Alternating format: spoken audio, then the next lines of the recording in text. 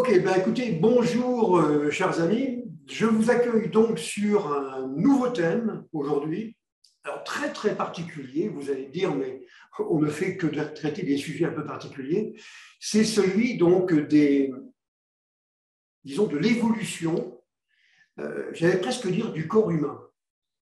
Alors grâce à la technologie ou à cause de la technologie, c'est donc une évolution qui est liée au fait que l'on va avoir de plus en plus recours à des circuits. Alors, on parlera de microchip, de microchip, on parlera donc de circuits externes ou internes, hein, et qui normalement devraient nous permettre d'être meilleurs que ce que nous sommes, et donc d'avoir un comportement qui soit un peu supérieur à ce qu'il est actuellement.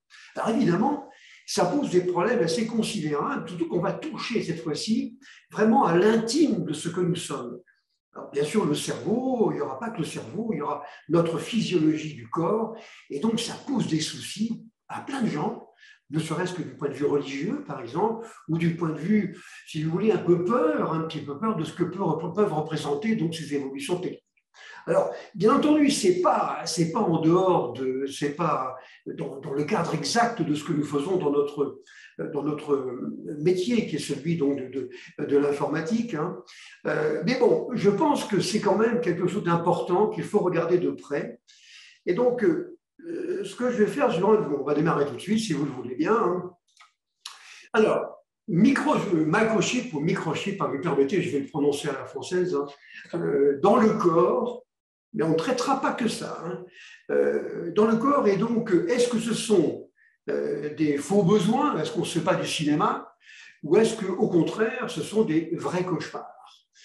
Alors, quand on regarde hein, un peu, c'est un peu comme tout ce qui touche à l'intelligence artificielle, hein, quand on regarde un petit peu ce qui se passe, les commentaires qui sont faits, on se rend compte que c'est un sujet excessivement sensible.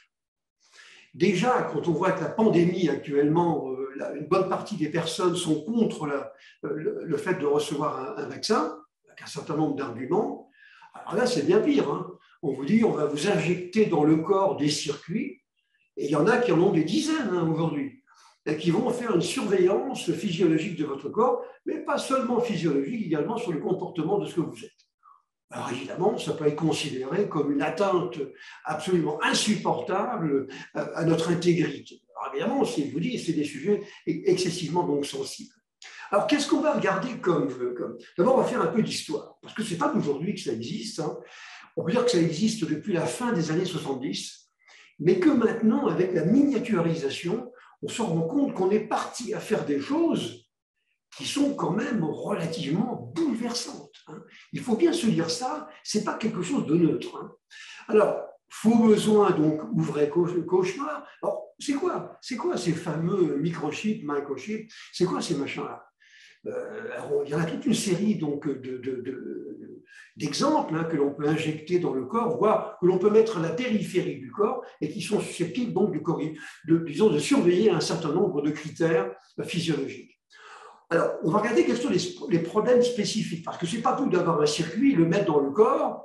Après ça, il ne faut pas le retirer tous les 5 minutes pour changer la batterie. Évidemment, c'est le genre de choses qu'on ne va pas faire.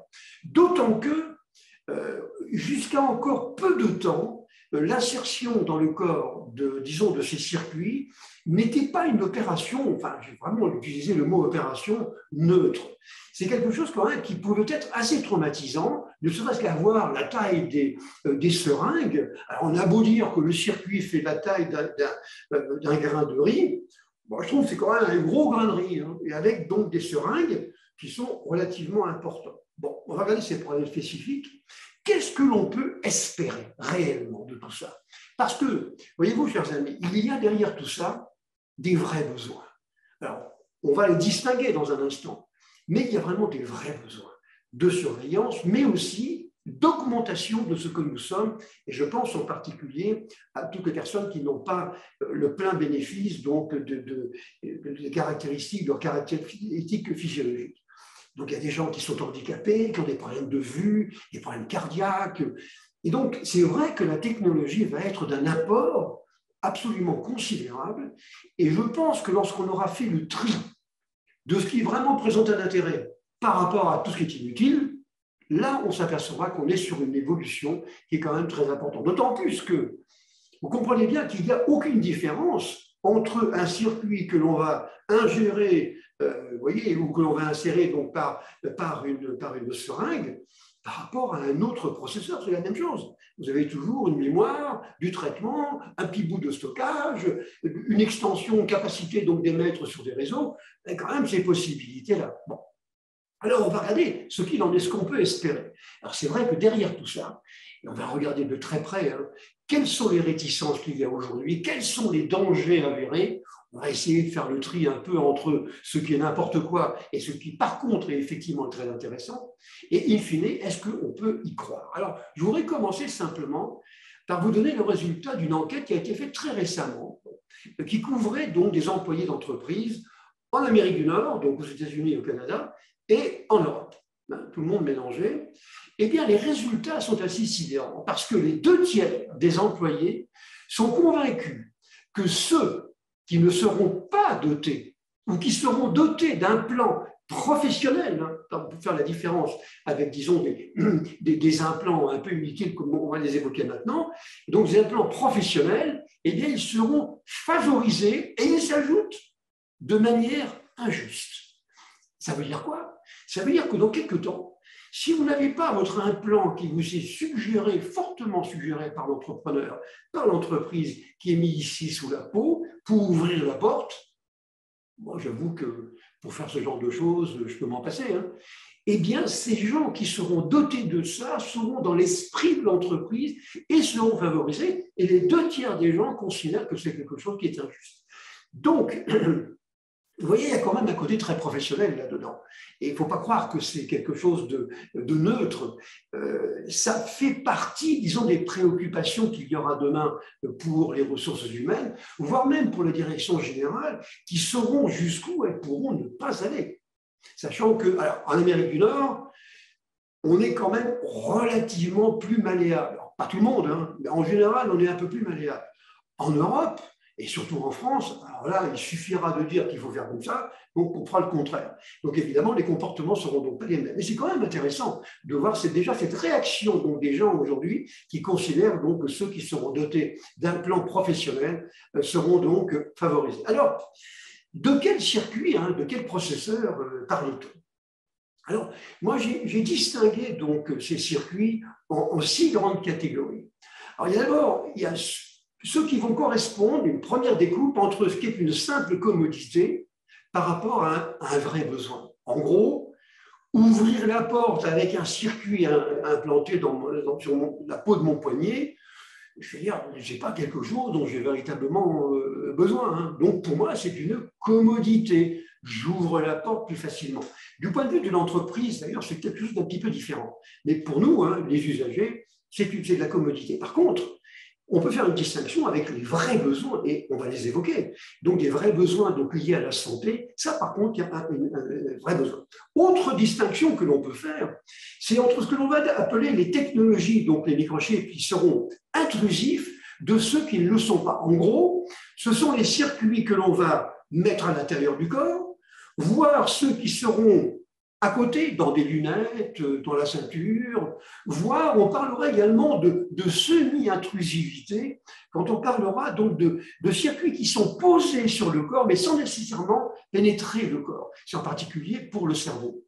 Faire un trou dans le cerveau, ce n'est pas quelque chose de forcément recommandé. Donc on a effectivement des sortes d'implants de semi-intrusifs qui sont donc posés. Alors, on parlera donc de technologie intrusive ou bien non intrusive. On fera une distinction également entre les circuits qui sont préconisés par ce que je vais appeler les geeks, c'est-à-dire les fous de la technologie. Dès qu'il y a un truc qui apparaît, il faut absolument l'avoir. Je vous dis, on a une personne qui a actuellement 20 circuits à l'intérieur. Franchement, quand il passe sous un portique à l'aéroport, ça doit sonner de tous les côtés. Bon. Mais ce sont les geeks, c'est les technologues qui adorent la technologie. Et puis, il y a ceux qui n'aiment pas. Il y a ceux d'abord qui voudraient vérifier que c'est quelque chose de vraiment utile et qui sont considérés par les premiers comme des représentants de l'ère quaternaire glaciaire, autrement dit par l'homme de Cro-Magnon. Bon. On peut encore parler d'une autre distinction entre le niveau de maturité qu'ont atteint donc ces circuits, et c'est vrai qu'il y a des circuits qui ont atteint vraiment un niveau assez avancé maintenant, hein. On a quand même, je vous dis, à peu près 40 ans hein, d'expérience aujourd'hui, par rapport à des circuits ou à des solutions qui sont, on va dire, plutôt du niveau laboratoire. Alors, quand je dis niveau laboratoire, ce n'est pas nécessairement de la recherche à long terme. Ça, c'est encore une autre distinction. Mais on va dire qu'il y a des solutions aujourd'hui qui sont matures, c'est vrai, dont on ne connaît pas forcément d'ailleurs tous les effets qui peuvent être négatifs, mais puis d'autres qui sont au niveau laboratoire. Autre distinction. On peut également parler de faire une distinction entre ceux qui croient à ce que l'on va appeler une utopie, et je pense entre autres à l'utopie transhumaniste, celle qui est voulue par exemple par Kurzweil, qui considère que la technologie va nous améliorer sur nos points faibles, mais aussi sur nos points forts, et qu'elle va nous dépasser, la technologie. Et puis à ceux qui n'y croient pas, quoi, qui considèrent qu'au contraire, l'être humain va se réveiller pour être plus performant et il n'aura pas besoin de cette quincaille qui va lui pourrir la vie. Mais là encore, c'est une façon donc, de distinguer donc, ces circuits. Et puis enfin, il y a ceux qui délirent complètement. Mais vraiment, il faut regarder, hein, vous allez voir, si ça vous intéresse, dans les laboratoires actuellement de recherche, il y en a quelques-uns qui sont quand même très avancés, je pense entre autres à Google, eh bien, il y en a qui sont complètement à la masse, hein, pas possible, ils délirent totalement. Hein. Il ne faut donc pas confondre ce délire entretenu hein, par rapport à de la recherche à très long terme, peut-être, qui peut être intéressante pour l'être humain. Voyez, donc, on doit faire ces distinctions-là. Il n'y a pas une seule sorte de circuit que l'on va pouvoir avoir sur nous ou à l'intérieur de nous. Bon, alors, un tout petit peu d'histoire. Je rappelle qu'il y a un certain nombre de choses. Je positionne, si vous voulez, le début de ces circuits, on va dire humains, hein, à la fin des années 70. Et on peut considérer que l'implantation d'un circuit BCI, c'est-à-dire un circuit d'interface avec le cerveau chez un aveugle, qu'on appelle GERI, hein, avec 68 électrodes qui étaient implantés dans le cerveau, a été peut-être la première façon de marier la technologie avec donc des besoins physiologiques. À l'époque, dans les années, il y a quelques années après, dans les années 2000-2005, on a vu arriver une compagnie qui s'appelait Verichip. Verichip était une marque donc de puces électroniques d'une compagnie qui s'appelait Applied et qui avait donc une espèce de circuit, un petit tube hein, que l'on insérait avec une grosse seringue et que l'on mettait en général dans le cou. Ou bien, je sais que je dis des horreurs pour vous, hein, je ne dis pas le contraire, mais que l'on mettait sous la peau. À l'époque, d'ailleurs, on s'était même un peu inquiété de cette évolution et certains avaient posé la question au président donc, de Plaid et lui avaient demandé « Mais est-ce que vous seriez d'accord pour qu'on vous implante donc, ce type de circuit ?» Et il avait répondu « Certainement pas ». Donc, ce n'était pas forcément très crédible. Alors, il faut savoir que ça n'a pas eu de succès. Hein. Applied donc, a cessé donc, ses activités, c'était à peu près en 2010. Essentiellement, d'ailleurs, cette solution-là, c'était essentiellement pour avoir un identifiant donc sur 16 caractères. Et il faut reconnaître quand même qu'il y a quelque chose d'intéressant là-dedans. Alors, peut-être que l'intrusion, le côté intrusif est quand même très gênant pour avoir une identité, mais c'est quelque chose qui est... Il ne faut pas rejeter a priori. Il peut y avoir des choses intéressantes à regarder de ce point de vue-là. Mais la compagnie Applied donc, a dit ça. Bien. En 2005, on s'est intéressé aussi à une personne qui s'appelle Amal Grafstra, qui avait implanté donc, dans la main gauche une puce RFID pour accéder à son bureau, pour ouvrir la porte de son domicile, pour ouvrir la porte de son véhicule et se connecter à son ordinateur.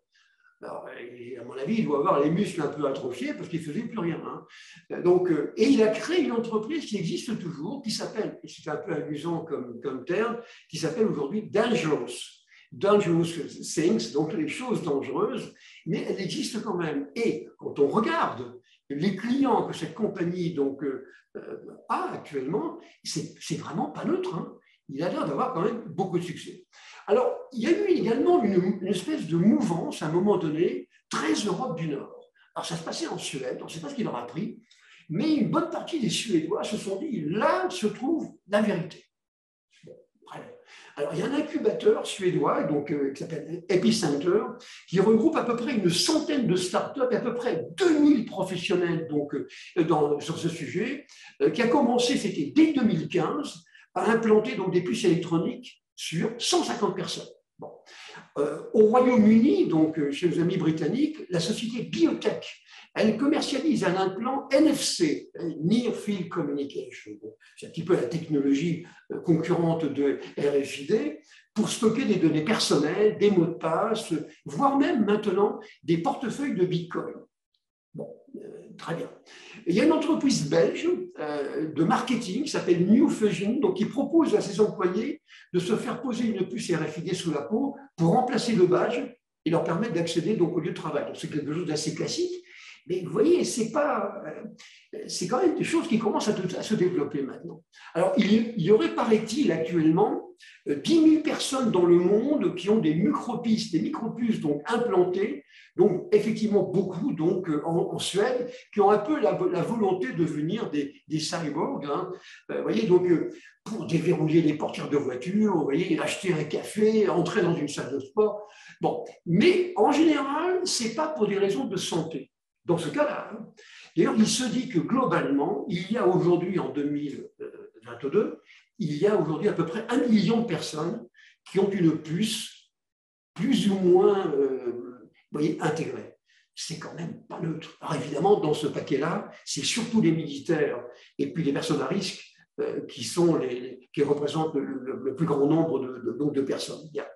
Alors, je vous avais déjà parlé hein, lors d'un webinaire précédent d'une boîte de nuit de Barcelone qui s'appelle le Baja Beach Club, qui utilise, et on le voit d'ailleurs sur cette image, qui utilise donc des puces sous-cutanées donc de type RFID hein, pour offrir à leurs clients donc une fonction de porte-monnaie électronique. Donc, il suffit de passer le lecteur devant. Très bien. Et à ce moment-là, on paye le whisky ou le Perrier que l'on a acheté. Et il y a également, on a trouvé les choses, mettons, à la ville de Mexico. La ville de Mexico qui a implanté 170 radiomarqueurs, hein, comme ça, sous la peau de ses officiers de police pour contrôler l'accès aux bases de données, donc seuls eux peuvent se connecter, et pour faciliter leur localisation en cas de problème. Il faut reconnaître qu'il y a quelque chose quand même d'utile. J'aurais pu rappeler également une tendance à un moment donné chez les Britanniques qui voulaient transférer les puces de géolocalisation qui se trouvaient sur leur téléphone de leurs enfants quelque part sur le corps de leurs enfants de manière à ce qu'ils puissent en permanence les suivre. Quand on est parent, évidemment, ça peut se comprendre. Voyez, donc, ce n'est pas quelque chose qui est nouveau. Hein. Mais maintenant, alors là, on est en pleine explosion. Hein. Et l'objectif aujourd'hui, c'est cyborg. C'est un vrai phénomène de société, ça. Donc, ça s'inscrit, je vous le disais tout à l'heure, dans cette mouvance donc, du transhumanisme. Hein.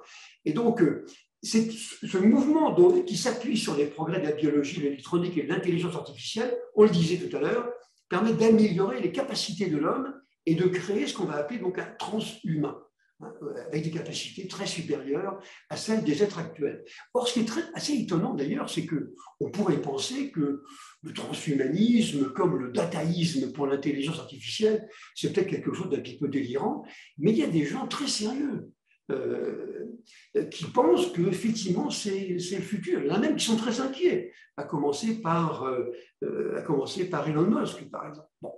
Alors, ce que pensent ces gens-là, et ils sont convaincus, et actuellement ils se dépensent des milliards de dollars pour leur donner raison, eh bien, ils pensent qu'on pourrait fortement améliorer nos capacités physiques et cognitives. Vous allez dire qu'on devient fou, mais ce n'est pas tout à fait vrai. Enfin, pas complètement en tout cas. Le futur transhumanisé, grâce à ces technologies, donc ces fameux implants, pourrait voir dans l'obscurité. On ne connaîtrait plus la fatigue. On ne se casserait plus le col du fémur en glissant. Nos capacités intellectuelles seraient décuplées. Notre mémoire serait quasi illimitée. C'est d'ailleurs la grande différence que l'on fait aujourd'hui quand on compare un cerveau, disons, un réseau neuronal avec un cerveau d'un être humain. C'est surtout la capacité donc, de stockage et d'accès donc, à des volumes élevés donc, de données. Avec un exosquelette intelligent, donc complètement augmenté, avec des puces un peu partout et des puces dans le cerveau, cet être humain deviendrait plus performant, plus créatif, il serait plus empathique. Et donc, si son cerveau était malade ou si son corps devenait malade, il serait guéri, tout au moins il serait réparé beaucoup plus efficacement. Et donc, c'est quelque chose qui peut paraître complètement délirant hein, pour nous qui sommes quand même très pragmatiques, mais sur le fond, je vous assure que si on se projette allez, dans 30, 40 ou 50 ans, on va dire nos restrictions et nos inquiétudes, nos angoisses d'aujourd'hui paraîtront autant aussi ridicules dans 50 ans que ce que pourrait sembler ridicule aujourd'hui les commentaires faits pour les premières locomotives à vapeur à la fin du 19e siècle. C'est pareil. Bien sûr, il ne faut pas faire du geek pour le geek, mais il faut quand même se poser des questions. S'il y a des moyens d'améliorer, peut-être de ne pas faire un transhumanisme, pas ça, mais peut-être qu'en améliorant certains aspects de notre comportement et de notre physiologie, ça sera quelque chose qui va se développer. Il ne faut pas croire que ce soit le contraire. Alors évidemment, vous voyez l'image que j'ai mise ici en bas, hein, évidemment, si on a des circuits partout, ça ne sera évidemment pas Brad Pitt, hein, mais ceci n'est bien entendu qu'une image, bien entendu. Alors quels sont les faux besoins, donc vous savez, la fameuse distinction que je faisais tout à l'heure, et ou alors les vrais cauchemars. Alors je viens de vous dire, hein, il y a une philosophie du cyborg et des adeptes convaincus. Alors j'ai mis ici sur la partie droite tout ce qui peut être amélioré aujourd'hui par des circuits qui vont surveiller, mais pas nécessairement, d'ailleurs ça peut être des circuits plus des éléments d'un exosquelette. L'interface cerveau, on fait des progrès absolument ahurissants aujourd'hui. Et il ne faut pas les négliger. Hein. Et en plus, il y a des gens qui sont en attente. La stimulation du cerveau, la stimulation. Par exemple, pour des personnes qui ont la maladie d'Alzheimer, la stimulation du cerveau par des circuits, donc ingérés ou des circuits qui sont implantés dans le cerveau, peut être une très bonne solution. On trouve des aides auditives maintenant. Des aides auditives. On a maintenant... Je ne vais pas dire un œil artificiel, ça serait exagéré, mais on a aujourd'hui des réalisations d'amélioration de la vue d'une façon quand même assez étonnante. Alors je ne dis pas que c'est une vue parfaite, mais par rapport au noir absolu, imaginez quand même tout le plaisir que peuvent ressentir les personnes qui subitement se mettent à détecter des contours, des niveaux de gris, vous voyez, et donc on arrive à faire des choses tout à fait étonnantes. Alors on appelle ça de la bionique, mais bon. On peut, alors, le fameux nerf pneumogastrique, on peut le stimuler également, donc ici, hein, on peut donc surveiller les implants mammaires, on peut avoir le pacemaker et les défibrillateurs, c'est depuis toujours des circuits qui sont quand même implantés, on est bien d'accord. Le cœur artificiel, j'y reviendrai dans un instant parce que ce n'est pas demain la veille. Hein. Mais bon, le cœur artificiel sera un jour, peut-être dans 1000 ans, dans 2000 ans, je ne sais pas, il sera peut-être constitué donc de circuits, stimulation donc du diaphragme ici, hein, des bras artificiels pilotés par des processeurs qui seront donc ingérés, diffusion de médicaments avec des pompes à insuline qui seront donc intégrées. Donc il y aura un moyen de diffuser donc des médicaments, des drogues, hein, en fonction des besoins. Alors, on n'a pas besoin de faire d'analyse, on saura à un moment donné qu'on a tel problème, donc il faut ingérer et donc il faut diffuser des drogues. Bon, des implants RFID, ce qu'on évoquait à l'instant, donc sur la main, hein, la main bionique.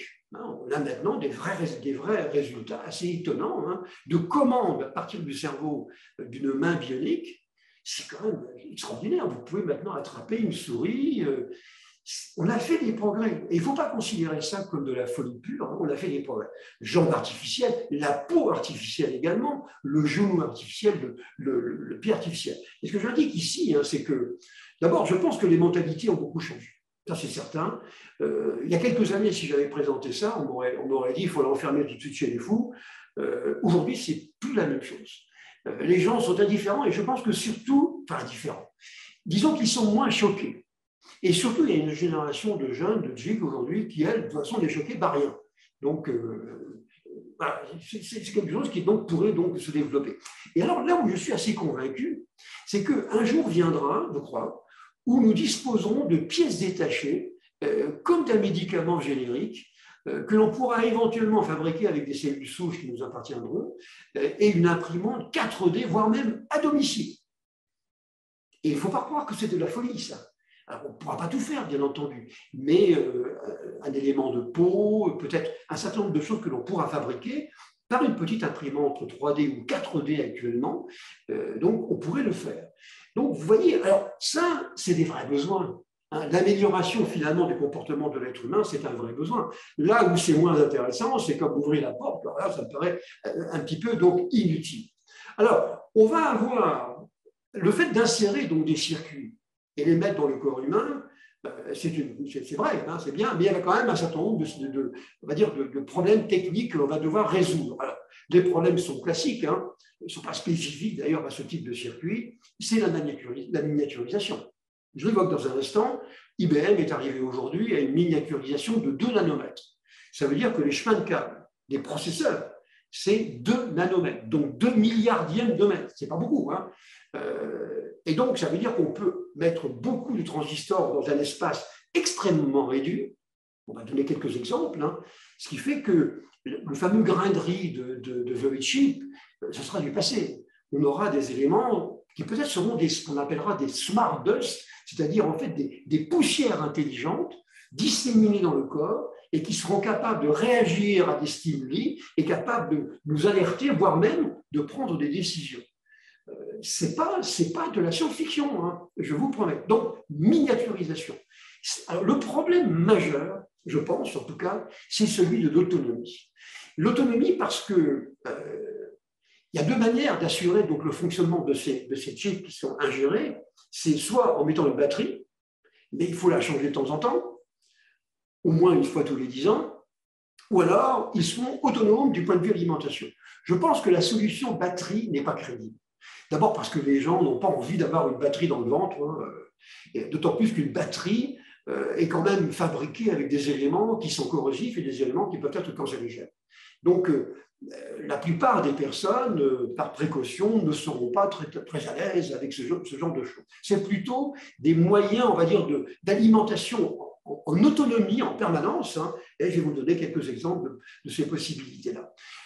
On aura également, dans ces implants, on a besoin d'un tout petit peu d'intelligence. Alors bien sûr, ce n'est pas du gros code, hein, mais un peu d'intelligence. Et je pense que dans le futur, on aura de plus en plus d'intelligence artificielle qui sera embarquée là-dedans. Parce que ce n'est pas tout de constater qu'il se passe quelque chose dans mon corps, encore faut-il que je puisse savoir si c'est normal, pas normal, est-ce qu'il n'y a pas un contexte favorable. Et donc, on tombe dans l'intelligence artificielle. Mais vous comprenez bien qu'implanter un algorithme d'intelligence artificielle dans un truc minuscule qui se trouve dans mon œsophage, ce n'est pas quelque chose de forcément très simple. Hein. Mais je pense que c'est quelque chose qui va donc, à mon avis, donc, se développer, et entre autres avec des technologies donc, de machine learning, donc d'apprentissage automatique, le circuit va apprendre le comportement du corps humain. La fatigue. Vous voyez, il va apprendre des éléments avec un certain nombre de critères qu'il va mesurer et il va détecter, en s'appuyant sur des codes relativement simples d'intelligence artificielle, il va donc détecter, il va donc décider que la personne est fatiguée, que la personne risque d'avoir telle pathologie. Vous voyez, c'est quelque chose qui paraît tout à fait donc crédible. Et si je vous dis ça, c'est parce que je suis en contact avec plusieurs laboratoires qui travaillent sur ces sujets, et croyez-moi, ils dépensent beaucoup d'argent et ils ne le font pas. Enfin, ils espèrent en tout cas ne pas le faire à fond perdu. Bien. En termes de stockage, normalement, on ne devrait pas avoir à stocker beaucoup de choses. Là encore, on va tomber sur des problèmes, on va dire, de contamination. Le fait d'avoir des éléments de stockage qui sont contaminants, gênants. Bon, mais ce n'est pas fait pour ça. Ce genre de circuits ne sont pas des centrales de stockage. Ce n'est donc pas fait pour ça. Bien. Maintenant, un certain nombre de ces circuits pourraient être semi-intrusifs, donc peut-être portés par des lunettes, peut-être portées, vous disiez, par la ceinture, voilà, ou être posé simplement sans avoir besoin de faire un trou dans le corps pour le mettre. Donc, il va y avoir, et il y a un certain nombre donc, de problèmes donc, à résoudre. Là, parmi ces problèmes, je vous disais, il y en a un qui, moi, me semble, enfin, en tout cas, le plus important, c'est celui de l'alimentation. Alors, je vous disais, je ne crois pas une seconde à l'alimentation par des batteries. Pour un véhicule électrique, ça, d'accord. Mais pour mes poumons et mon monosophage, là, je ne suis plus tout à fait d'accord avec ça. Hein, parce que ce sont quand même des éléments polluants. Par contre, je crois beaucoup à l'alimentation en continu. Alors, je vous donne ici, le schéma qui est ici, en fait, vous montre 4 technologies utilisables. Par exemple, on a un système qui est très très mince, très très fin, avec des capteurs piézoélectriques qui est déjà utilisé pour surveiller la tension donc, artérielle. La piézoélectricité, c'est le fait qu'en compressant donc, des cristaux, ça génère un courant électrique. Et c'est curieux, vous voyez, d'ailleurs les quarks, les horloges à quartz sont basées sur ce principe-là. Donc, c'est en jouant sur cette compression d'un élément piézoélectrique, on peut générer donc, un courant électrique. Une autre possibilité, c'est ce qu'on appelle l'effet triboélectrique. Là, c'est le transfert de charge qui se produit entre 2 conducteurs différents. Là, on peut imaginer donc une sorte de petite génératrice avec des conducteurs différents. Et donc, eh bien, lorsqu'il y a un transfert de charge donc, qui se fait, eh bien, lorsqu'il y a des électrons qui passent dans chacun de ces conducteurs, eh bien, automatiquement, il y a un transfert de charge qui se fait entre les deux et qui peut être utilisé par le circuit. On a également la technologie photovoltaïque. La technologie photovoltaïque, c'est-à-dire que, bon, on le connaît bien dans d'autres domaines, mais cette fois-ci, c'est basé sur des molécules organiques, c'est-à-dire des molécules vivantes.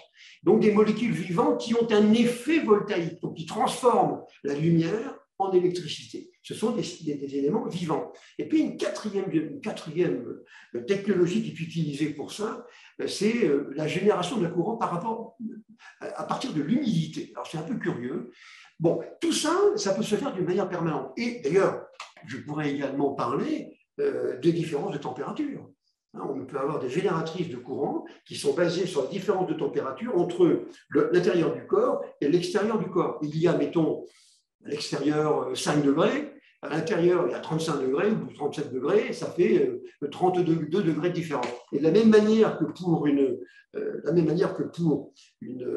chute d'eau, on va transformer donc une énergie potentielle en une énergie cinétique. Ça peut donc être une génératrice. Donc je crois que l'avenir, il est plutôt là. Et je suis certain qu'on arrivera à résoudre sans aucune difficulté donc, ce genre de problème dans le futur. Alors, du côté de la taille maintenant, la taille des circuits, je vous ai dit qu'IBM avait atteint donc, maintenant le 2 nanomètres. Et donc, il est capable de loger 50 milliards donc, de transistors sur un espace extrêmement réduit qui est celui d'un ongle. Alors, ce n'est pas encore utilisé pour les implants humains, mais je veux dire que ce n'est pas là où on trouvera donc un blocage, parce que la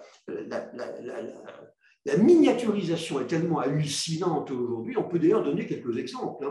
Alors, je vais trouver une société qui s'appelle Proteus Digital Health, donc qui a inventé donc, le capteur ingérable. On l'a légèrement évoqué. Alors, le dispositif fait à peu près 1 mm². Bon, c'est un petit truc là, c'est pas trop gros. Ça donne des informations qui concernent le corps et qui peut les relayer via une interface de communication, donc à un médecin ou à une infirmière.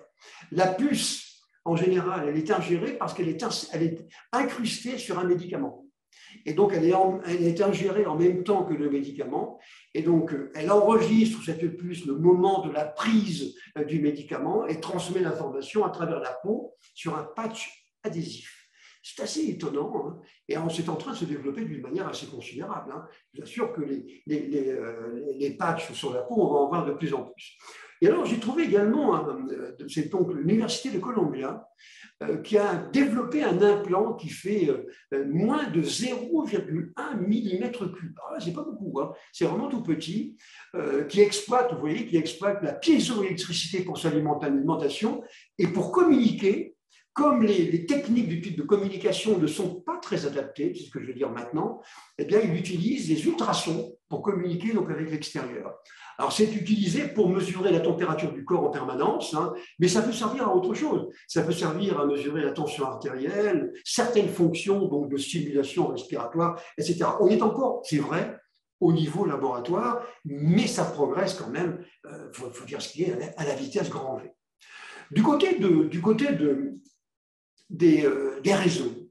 Un réseau, là, on a besoin de réseaux à courte portée. Alors, j'ai ici simplement rappelé quelles sont les deux technologies qui sont les plus utilisées, hein, c'est-à-dire RFID et NFC. Les deux ne me semblent pas adaptés à faire, enfin, à provoquer vraiment une grande évolution dans ce domaine.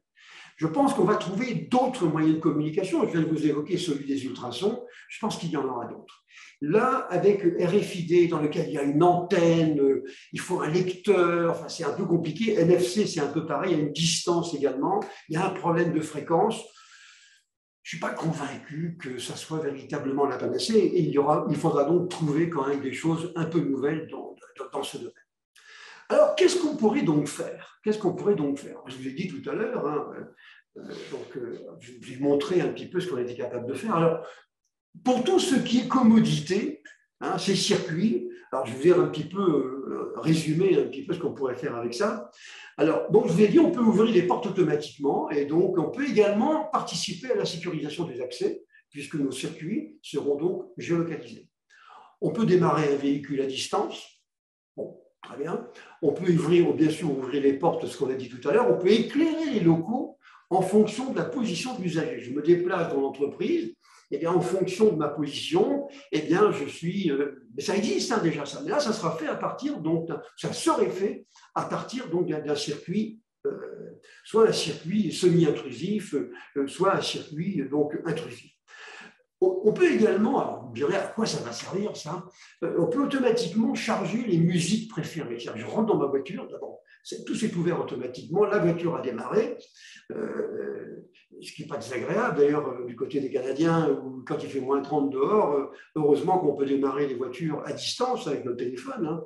Donc là, eh bien, ça charge automatiquement les musiques et vous rentrez dans votre véhicule, vous avez donc votre musique qui est jouée et celle que vous préférez. Dans le domaine bancaire, il y a de nombreuses entreprises qui sont en train de fabriquer des circuits donc internes, qui permettront donc d'enregistrer l'identité et les informations bancaires, un petit peu comme ça se fait, vous le disiez, sur le Raja Club donc à Barcelone. Hein. Et donc, les banques sont intéressées par ça. Et actuellement, les grands opérateurs tels que Visa, Mastercard et les autres sont tous intéressés par ça. Je ne pense pas qu'ils le fassent par philanthropie, ça m'étonnerait. Hein.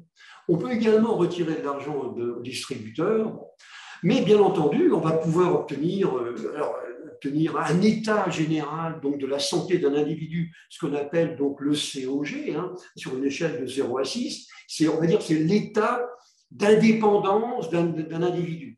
Toujours pareil, avec en arrière-pensée donc ces problèmes d'Alzheimer. On peut générer donc à partir de ces circuits un EMG, c'est-à-dire un électromyographe, qui est l'étude fonctionnelle donc des nerfs et puis des muscles. On peut faire un électroencéphalogramme à partir d'un circuit comme ça. On peut faire également un EOG, c'est-à-dire un électro-oculographe pour enregistrer le potentiel de repos de l'œil. Ça peut être très intéressant, ça. Cette analyse qui peut se faire en permanence, comme conduisez un véhicule, ça peut vous alerter sur un état de somnolence ou un comportement qui est peut-être potentiellement dangereux. Pourquoi pas? En tout cas, les compagnies d'assurance sont intéressées par ça. Et puis, bien entendu, on est capable de sortir un électrocardiogramme. Alors, si on regarde les possibilités de ce qui existe maintenant, il faut faire un cas particulier donc, du cerveau. La question qui est posée, est-ce qu'on est capable, avec ce genre de circuit, de fabriquer un cerveau artificiel? avec donc peut-être moins de possibilités, mais quand même, disons, quelques capacités minimales. Bien. Alors, on a, pour ce cerveau, je vais dire tout de suite aller sur le cerveau artificiel, moi je pense qu'on aura du mal. On aura beaucoup de mal parce que, d'abord, il faudra beaucoup de temps. D'abord, on ne comprend pas aujourd'hui. La neuroscience, elle est quand même dans l'enfance. On commence à comprendre un peu comment fonctionne le cerveau, mais on ne sait pas très bien. On sait localiser aujourd'hui des fonctions qui sont assurées par ce cerveau, mais on ne sait pas comment elles sont opérées. En fait, il y a un élément qui manque. Personne ne sait comment aujourd'hui les neurones agissent pour percevoir donc le sens, décoder la pensée ou piloter mécaniquement le reste du corps. On sait qu'il y a des neurones, on sait qu'il y a des synapses, on sait qu'il y a des dendrites, on voit ce que c'est qu'un cerveau, mais comment ça marche réellement? Alors on essaie de simuler ça avec des fonctions de transfert dans des réseaux neuronaux, mais attendez, mais on est à des années-lumière, on ne comprend rien. Et à mon avis, ce n'est pas demain la veille qu'on comprendra. Voyez, donc, on ne sait pas. On ne comprend pas non plus comment fonctionnent les désordres neurologiques. Alzheimer, la schizophrénie. Pourtant, ce n'est pas faute de chercher, mais on ne comprend pas. On ne sait pas. Donc, alors, c'est vrai que les neurochips, qui pourraient constituer évidemment un cerveau artificiel, ont progressé, c'est vrai, mais je pense que c'est dans 1000 ans, pas avant. D'autant plus que quand on compare aujourd'hui un réseau, donc un cerveau, il y a à peu près 100 milliards donc, de neurones dans un cerveau, alors que dans un réseau neuronal, on est à quelques milliers pour les deep learning, on n'est qu'à quelques milliers simplement de neurones. Donc on est à des années-lumière.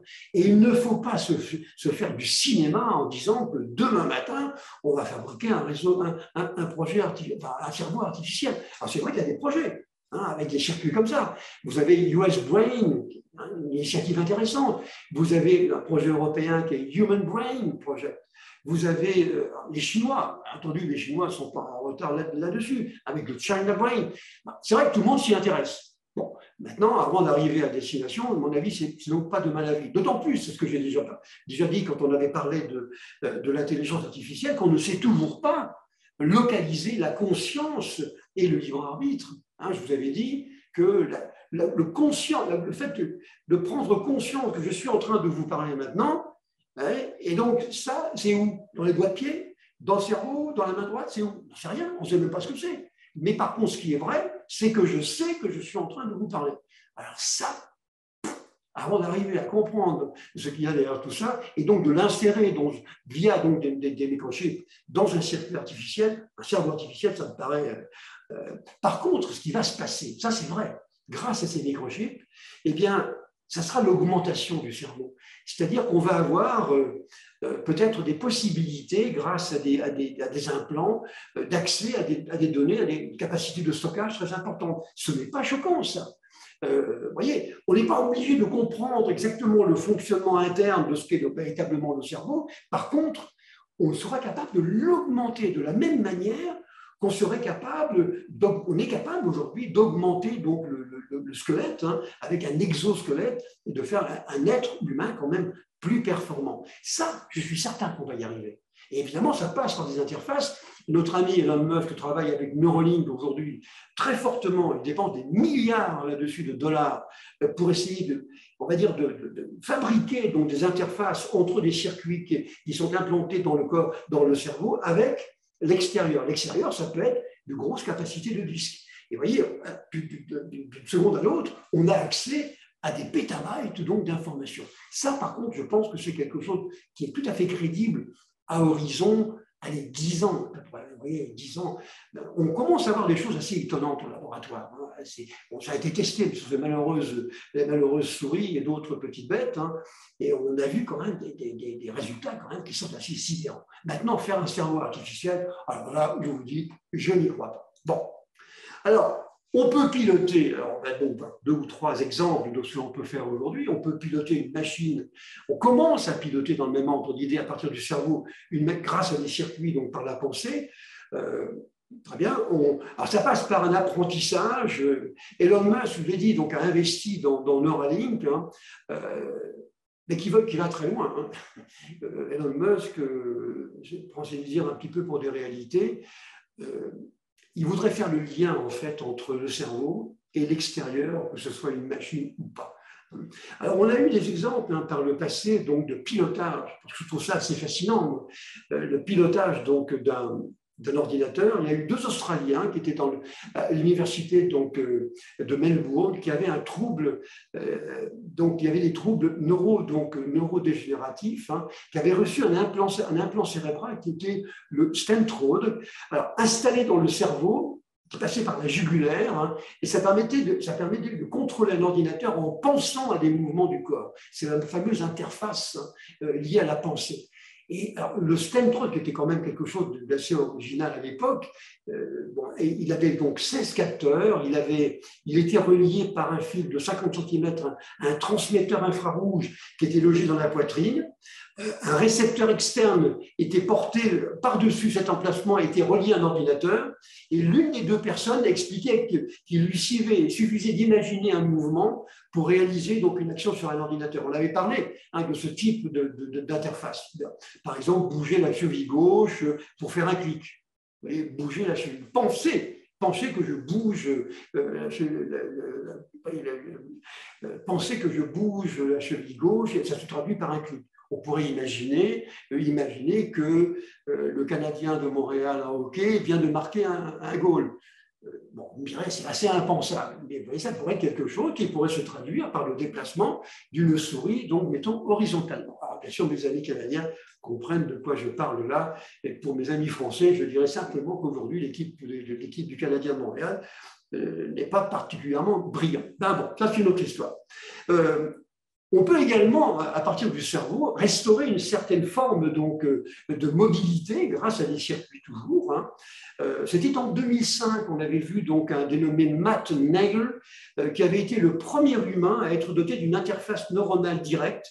Alors, il avait subi donc, une paralysie donc, à partir du cou, à la suite d'une attaque à l'arme blanche. Hein, et on lui a implanté donc, on lui a mis un implant donc, dans le cerveau, dans la zone du cerveau qui contrôle le déplacement du bras. Ce qu'il faut comprendre, c'est qu'aujourd'hui, on est quand même capable de mieux comprendre la géographie du cerveau. Comment ça marche? On n'en sait rien, très peu. Par contre, on sait qu'il y a des endroits, si vous les enlevez, eh bien, il manque quelque chose au bipède. Ça, c'est certain. Et donc, c'est ce qui s'est passé avec lui. Hein. Eh bien, il a été capable de piloter donc, un ordinateur, allumer une télévision, voire même de l'éclairage. Alors, il y a derrière tout ça, quand même, quelques perspectives extrêmement intéressantes, et vous les imaginez, bien entendu, sans peine, pas la peine de trop insister. Dernier point que je voulais évoquer sur les possibilités, hein, c'est en termes d'interface intrusive, donc avec donc des circuits qui sont implantés donc dans le corps. Ici, en l'occurrence, il s'agira donc d'implants rétiniens. Hein. Alors, les implants rétiniens, ce sont des implants qui sont constitués par une grille d'électrodes qui sont implantés dans la rétine. Alors, il y en a 2 types, hein, indiqués ici. Il y a les épirétiniens sur la rétine et puis il y a les subrétiniens qui sont derrière la rétine. Ça, ce n'est pas important. C'est utilisé quand les couches internes et moyennes de la rétine sont endommagées. Alors, on sait faire pour le cristallin, pour la cataracte, mais là, la rétine, ce sont là où se trouvent les photorécepteurs. C'est là où on a les fameux cônes et bâtonnets qui sont capables de dire ça c'est du rouge, ça c'est du bleu, vous voyez, ou ça c'est vif, ou ça c'est pas vif. Alors, à partir du moment où ces bâtonnets et ces cônes sont abîmés, eh bien, on remplace ça aujourd'hui par des implants qui sont en fait des grilles d'électrodes qui sont implantées soit devant, soit à l'arrière donc de la rétine. Alors, le signal, vous voyez, donc, il y a des caméras numériques qui sont intégrées dans une paire de lunettes et qui transmettent donc les informations visuelles à un micro-ordinateur qui peut être placé dans la poche ou la ceinture du patient. Voyez, et qui les convertit en code de signaux électriques, eux-mêmes transmis par ondes radio au récepteur qui est placé dans l'œil. Et donc, il y a un ordinateur, bien entendu, mais vous savez qu'au début, l'ordinateur était énorme. Maintenant, ce sont des tout petits processeurs. Donc, c'est quelque chose qui commence à être envisageable. Et le signal est transmis au courant électrique qui procède, qui progresse sur la natte donc, de fil, pénètre dans l'œil pour finalement atteindre l'implant composé donc d'électrodes et fixé sur la rétine. C'est absolument stupéfiant. Je vous assure, j'ai vu une démonstration, mais c'est quand même, alors là, on se dit, là, ça vaut la peine de chercher. Hein, non. Alors, ces implants se substituent, ce qu'on a appelé à une époque, ce qu'on appelle donc les photorécepteurs donc, de la rétine. Ils stimulent donc les neurones rétiniens par le biais d'électrons, et aujourd'hui, on a atteint à peu près 1500 donc au fond, sortes de photorécepteurs, mais qui sont des photorécepteurs artificiels. Donc, vous voyez, votre œil aujourd'hui, eh bien, on est capable maintenant de faire des choses étonnantes avec des produits, par exemple, Argus 2 américain ou Iris 2, qui est un produit donc français. On est capable de faire des choses quand même assez extraordinaires. Alors, bien entendu, ça ne va pas vous donner exactement les images que nous voyons, mais pour ceux qui ne voient pas, vous voyez, ou qui n'entendent pas, et c'est quand même extraordinaire. Et c'est même des formes, même, vous voyez, c'est quelque chose, on a l'impression de revenir parmi les vivants. Donc, moi, je pense qu'il ne faut pas traiter ça par le mépris. Alors, pour terminer la présentation que je voulais vous faire, donc, bien entendu, c'est ce que je vous ai dit tout à fait au début, tous ces circuits, cette évolution du corps, son implantation à l'intérieur, eh bien, ça entraîne un certain nombre de réticences quand même, et de constats de danger que je voudrais quand même évoquer. Alors, parmi les réticences que l'on constate aujourd'hui, la première, c'est qu'on craint de perturber le métabolisme du corps. On se dit, si je mets quelque chose de nouveau, qui n'était pas prévu pour ça, ça risque de provoquer des choses que je ne connais pas. C'est un domaine qui est mal connu, vous voyez, peu connu, mal compris, donc tout ce qui est un peu inconnu, on s'en méfie. Ouais, c'est ce que disent beaucoup les opposants à ces technologies. Par ailleurs, ce que je vous disais sur le Covid, il y a des gens qui refusent le Covid, alors ce n'est pas pour accepter un implant dans l'œsophage, hein, pour dire non, mais vous me prenez pour un malade. Hein. Bon. On ne sait pas non plus quels pourraient être les effets à long terme, les effets physiologiques. Alors, on a des exemples, bien entendu, très connus sur la radioactivité, sur l'amiante, etc. Là, bon, ça peut être quelque chose de différent, peut-être, il peut y avoir des effets à long terme hein, qui sont inquiétants. Il y a aussi des gens qui, philosophiquement, ne sont pas d'accord. Hein. Et d'ailleurs, on pourrait même associer à ça les religieux. J'ai trouvé des références aux Écritures. Il y a des gens qui ont expliqué que dans les Écritures, eh bien, vous avez trouvé des recommandations où on vous dit il ne faut pas mettre des choses différentes de ce que Dieu a créé. C'est tout à fait on comprend que l'on puisse raisonner comme ça. Et c'est vrai que ça, le fait de faire un homme, une femme, d'augmenter avec un cerveau qui a changé et des microcircuits un peu partout, ça choque énormément donc ceux qui ont des références philosophiques ou religieuses. Et j'ai même trouvé, ben ça ne m'étonne pas, parce que n'importe qui peut le faire, des références à la bête, Satan.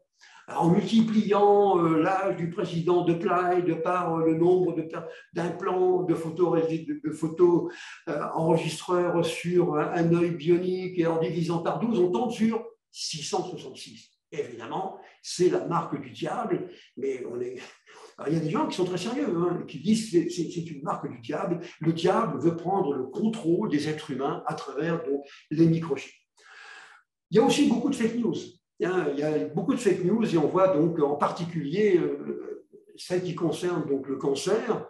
On nous dit le cancer est inéluctable, c'est la fin du monde. Et j'ai ajouté ici le Canadien va donc gagner un match, mais ça c'est probablement improbable. Bon. Par ailleurs, on ne sait pas très bien à quoi ça sert. Hein, on l'a dit depuis le départ, hein, on a essayé un petit peu d'évoquer un petit peu les différentes pistes. Alors, par ailleurs, il y a des générations, vous savez encore aujourd'hui, il y a des générations de personnes qui ne veulent pas d'un smartphone, des générations de personnes un petit peu âgées. Alors imaginez un implant, hein, donc ne voulons pas. Hein. Alors, il peut y avoir également des expositions graves qui sont en tout cas notées comme ça, hein, des expositions graves de sécurité. Parce que comme ce sont des processeurs, les criminels vont, comme ils l'ont fait avec les pacemakers, eh bien, vont s'en donner donc à cœur joie pour contrôler, modifier, voire faire des choses tout à fait inadmissibles. Vous voyez. Par ailleurs, on va peut-être pouvoir nous mettre des circuits sans notre autorisation. Un jour, vous vous réveillez et puis vous avez un circuit sans le savoir. Bon, il faut quand même une intervention, mais avec un médicament dans lequel vous avez des microchips tout petits, que vous ingérez en même temps que le médicament, peut-être que vous ne saurez pas. Hein, on peut très bien imaginer donc des faux médicaments et on va se retrouver avec des vrais chips dans le corps qui pourraient faire des choses qui ne seraient pas bien. Donc évidemment, c'est inquiétant. On peut donc imaginer également que les contrôles pourraient se faire à notre insu, hein, entre autres par exemple des préconisations de drogue en fonction d'un état physiologique donc constaté. Mais moi, le plus inquiétant de ce que je vois là-dedans, c'est surtout la géolocalisation. Comme ce sont des circuits qui sont géolocalisables, je saurai où sont les personnes et on tombe exactement dans 1984 de George Orwell.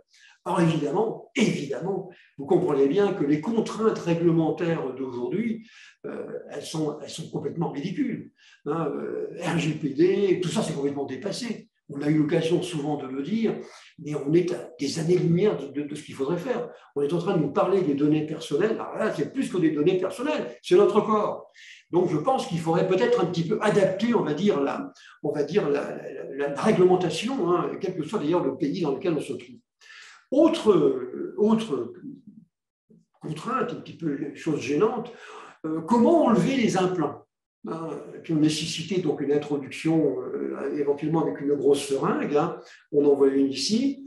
Le process doit être simple et indolore, avec de vieux implants, ceux de microchips, de vérichips, ce n'est pas le cas. Qui va exploiter les données contenues ? Des fois à notre insu. Tout ça va se faire éventuellement à distance. De la même manière que Google se sert de nos données sans nous demander l'autorisation, très possible que des laboratoires pourraient réutiliser des données sans qu'on leur redonne le droit. Hein. Quels sont les moyens d'accès aux données ? Est-ce qu'il y a des procédures d'authentification spécifiques ? Comment sont gérés les droits ? Tout ça, on tourne autour du pot. Mais ce n'est pas traité actuellement. Hein. Moi, ce que je constate globalement, c'est vrai, c'est que les circuits internes, voire même et sous-cutanés, sont mal protégés, à commencer par les pacemakers. Hein. C'est mal protégé. Alors, on est omnibulé, on est ébloui par la capacité de ce que font ces outils-là. Mais il y a des gens qui n'ont pas du tout la même approche. Et donc, si on peut facilement pénétrer et modifier le comportement de ces circuits, c'est quand même très, très gênant. Alors, beaucoup de démonstrations ont été faites hein, sur le hacking donc, du pacemaker, hein, je l'ai indiqué ici. Hein. On a réussi, dans le cas, une dizaine de mètres uniquement avec un ordinateur portable, on a envoyé au propriétaire, au possesseur d'un pacemaker, une décharge de 830 volts. Alors, il n'a pas aimé du tout. Hein. Alors, c'est le seul cas réel. Mais imaginez, en cas de conflit, ou en cas de, vous voyez, tout ce qu'on peut imaginer, eh bien, c'est quelque chose qui est quand même extrêmement gênant. Et puis, il y a des risques liés à la santé, incontestables. Il y a des rejets au même titre qu'un implant mammaire ou dentaire. Il y a eu des dérèglements nerveux qui ne sont pas compris, mais par contre, ils sont très documentés. Hein. Et puis, encore une fois, l'implantation donc d'un point de vue santé donc de cet implant est bien quelque chose qui n'est pas quelque chose d'anodin. Et donc, c'est quand même relativement inquiétant et on comprend parfaitement donc qu'il puisse y avoir donc des réticences. Alors, pour terminer, est-ce qu'il faut y croire ou pas? Alors, moi, je vais vous dire, malgré toutes les réticences, malgré tout ce que l'on pourra dire, je vous assure, c'est une évidence. C'est peut-être du délire, mais de toute façon, on n'est pas après, hein, mais je pense que c'est une évidence si on se positionne dans 50, 60 ans, 100 ans, c'est une certitude. Essayez de vous imaginer un peu, vous êtes au début du siècle, hein, avec l'arrivée des premières locomotives, et vous êtes en train, et vous vous projetez 100 ans plus loin, à notre époque, imaginez un peu le décalage. Moi, je suis certain que ça va arriver. En plus, je pense que c'est absolument indispensable pour le traitement de certaines personnes à risque. Alors, je pense aux délinquants, hein, mais je pense surtout aux patients Alzheimer, donc les militaires en opération, ce que j'avais évoqué, des personnes VIP, qui constituent des cibles pour des attaquants. Vous voyez, avec la géolocalisation donc, des délinquants sexuels, je pense que ça sera une évidence. On est en train actuellement il y a toute une affaire actuellement sur les bracelets électroniques. À partir du moment, alors je sais que c'est horrible parce que je dis c'est fasciste, c'est une horreur, je suis d'accord. Mais à partir du moment où quelqu'un est condamné, peut-être, ça pourrait être une solution pour le géolocaliser et puis, vous voyez, mettre une puce qu'on enlèvera à la fin de la peine. Alors c'est une horreur ce que je viens de dire, mais pourquoi pas? Bien. La tendance très générale aussi, hein, c'est que l'on constate, et c'est pour ça que j'y crois, c'est qu'on a une tendance à vouloir sous-traiter les fonctions de base à un auxiliaire qui nous accompagne avant éventuellement de nous remplacer. Hein, être GIC aujourd'hui, si vous n'avez pas une cinquantaine d'implants, c'est que vous n'êtes pas bon, tout simplement. Si on vous l'a dit tout à l'heure, hein, si vous ne faites pas sonner les portiques dans les aérogares, c'est que vous n'êtes pas donc au bon niveau. Bon. Moi, je pense que c'est une tendance très générale. C'est quelque chose qui devient naturel, autant de la même manière qu'une cataracte avec le cristallin qui est remplacé par un élément donc artificiel. Je pense que ça va progressivement rentrer dans les mœurs. Et on verra une espèce d'augmentation progressive. Le vrai changement va se faire lorsqu'on aura une implantation d'algorithmes d'intelligence artificielle qui pourront prendre des décisions à l'intérieur de notre corps sans éventuellement nous demander notre avis. Alors ça, on peut en discuter longtemps. Alors évidemment, au-delà des risques de santé, donc les implants seront de plus en plus vulnérables aux attaques externes. Ça va être on va dire, l'une des tendances fortes en matière de sécurité. Il y aura un risque très clair hein, de Big Brother, ce que j'avais évoqué donc avec 1984 de George Orwell. On pourra effectivement garder un œil sur des milliers, voire sur des millions d'usagers à leur insu, et pas nécessairement d'ailleurs pour des raisons à voir. Alors évidemment, ça c'est très grave. Et c'est pour ça, vous comprenez, que je suis désolé, mais RGPD et tous ces machins-là sont trop en retard. Il faut maintenant se préoccuper de ce qui va être vraiment grave. Et je pense que ça, c'est quelque chose de grave. Bien. Je pense également donc, que l'usage de ces chips dépendra pour beaucoup donc, des cadres légaux en place. Hein, donc je pense que RGPD devrait évoluer. Et à mon pronostic, il est simple. Hein, malgré tous les interdits et précautions, je pense que les humains seront bardés de chips qui seront de plus en plus discrets, voire ingérables. Et vous voyez, nous ne nous connecterons plus au réseau, nous serons, nous, le réseau. Et ça va être comme ça. Bon. Alors évidemment, ça peut être... Alors voilà ce que je... Alors bien sûr, je sens que je vais encore recevoir des messages pour me dire je suis un facho, mais pas du tout, pas du tout. J'essaie simplement de comprendre, vous comprenez. Je vais... simplement ici, je voulais vous dire simplement la semaine prochaine, je vous invite surtout à venir à assister à ce webinaire. On va parler d'autisme la semaine prochaine, sujet absolument extraordinaire. C'est un sujet passionnant et j'espère que vous serez donc nombreux à y assister.